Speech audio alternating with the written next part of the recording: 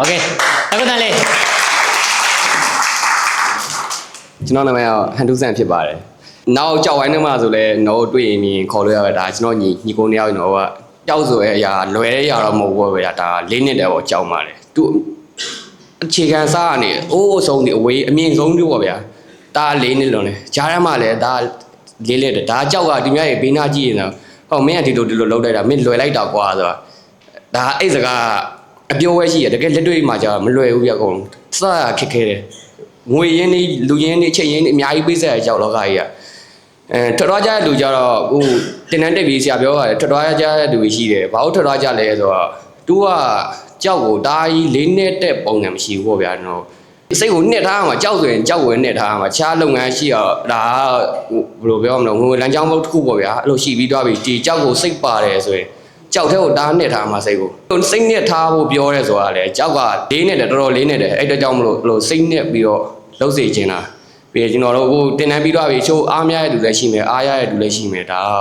အားမရဘူးဆိုရင်တော့ဒါကိုယ်တိုင်လေ့ကျင့်ရမှာပေါ့နော်ဒါဆရာဦးကအခြေခံပဲပြောပြတော့တာအခြေခံကြီးကြောက်ဖြက်ကြောက်တွေးကြောက်ရောင်းကြောက်ဝဲအဲ့လိုပဲပြောပြတော့တဲ့ကြောင့်မို့ကျန်တဲ့ဟာကျွန်တော်ကတော့စူးစမ်းကြအောင်ပေါ့နော်ဒီထဲမှာ group ဆိုရင်ဘယ်နှခုလဲ4 group လာမလို့နော်ဆရာနော်အဲ့ group အဲ့လို group လေးနဲ့လည်းအဓိကမိတ်ဆွေပေါင်းနေမှာမိတ်ဆွေပေါင်းနေနဲ့ပေါင်းတတ်ဖို့တော်တော်ရေးကြီးတယ်ဗျအခုဆိုရင်ကျွန်တော်တို့ဒီတင်တန်းတက်လိုက်တဲ့ကြောင့်မလို့ကျွန်တော်ဒီမှာဆရာကြီးနဲ့ရင်းနှီးသွားတယ်ဒီမှာတင်တန်းသားကြီးနဲ့ရင်းနှီးသွားတယ်နောက်အတွက်ဝိုင်းထဲမှာဆိုတာဒါသူများတဲ့ဆိုင်အများကြီးဘယ်လိုပြောမလို့ပိုစင်ပြေသွားပါဗျာနောက်တစ်ခုလိုရဟာရှိရင်တော့ဆရာစီပြေးမှာတော့ကျွန်တော်ရဲ့စိတ်ထဲမှာပြောတာတော့တစ်ခုလိုရတာရှိရင်ဆရာစီပြေးမယ်ဒီမှာဆရာတယောက်တည်းမဟုတ်ဘူးဆရာတွေအများကြီးရှိရဆရာဝန်ရံတော့ပြီးတော့ဆရာရည်လည်းကျွန်တော်စေနာပါပါတယ်တင်ပြတာဆရာဝန်ရံတို့ဆရာလင်းတို့ပေါ့နော်အကုန်လုံးအဆင်ပြေပါတယ်ပြီးတော့ပြောချင်တာတော့ကောင်းပါတယ်တင်တန်းတော့ပေးရ